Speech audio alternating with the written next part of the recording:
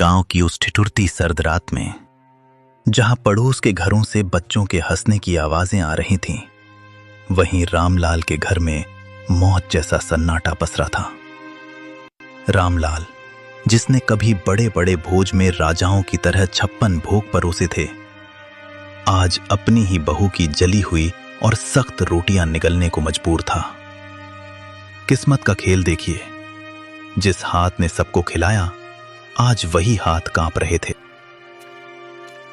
थाली को पैर से जमीन पर घसीटते हुए, लो निगल लो इसे। सारा दिन खटिया तोड़ते हो, कम से कम ये जली रोटियां तो खा ही सकते हो। और सुन लो बुढ़े, कल सुबह सूरज निकलने से पहले आंगन चकाचक साफ मिलना चाहिए।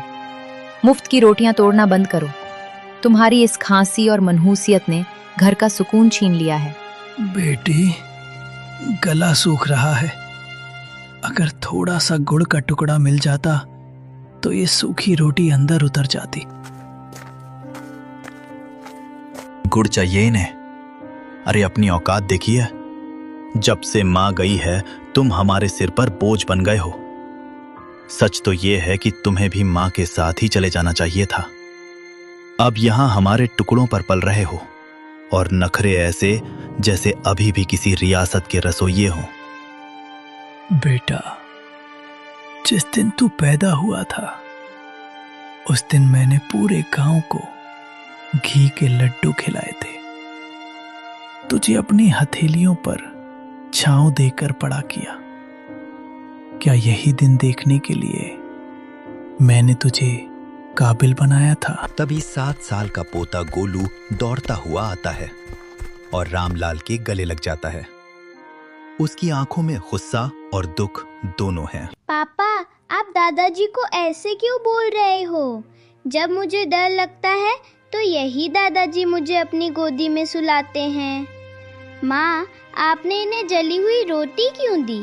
क्या आप मुझे भी बड़े होकर ऐसी ही रोटी दोगी? चुप कर गोलू, तू नहीं जानता, ये बूढ़े लोग सिर्फ परेशानी बढ़ाते हैं। जा अपने कमरे में। नहीं जाऊंगा।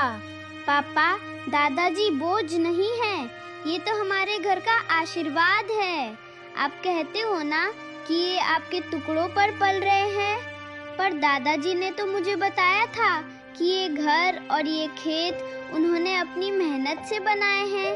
फिर ये आपके टुकड़े कैसे हुए? गोलू, तू छोटा है, बड़ों के बीच मत बोल। रामलाल का दर्द तो फिर भी खुले आसमान के नीचे था, जिसे हवाएं सहला देती थीं।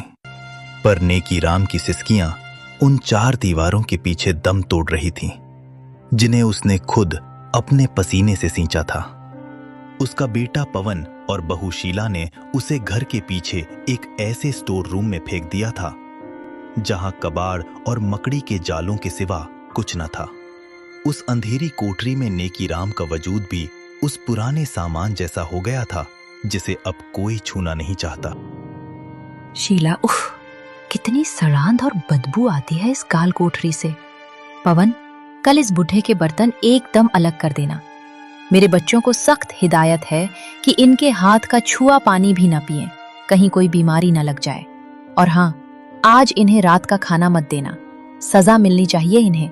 आज गलती से इन्होंने दीवान खाने के सोफे पर हाथ रख दिया था, सारा सोफा गंदा कर दिया।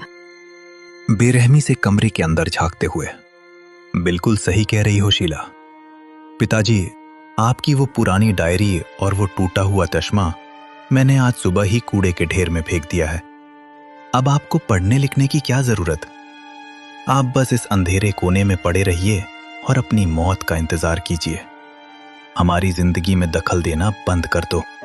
बेटा पवन, अपनी जवानी की एक एक पाई जोड़कर मैंने ये आलीशान घर बनाया था, ताकि तू और तेरे बच्चे सुकून से रह सकें। आज उसी घर का एक कोना मुझे नसीब नहीं। आज मुझे ही तू कूड़ा कह रहा है। जिस चश्मे से मैं तुझे पढ़ते हुए देखता था, उसे ही फेंक दिया।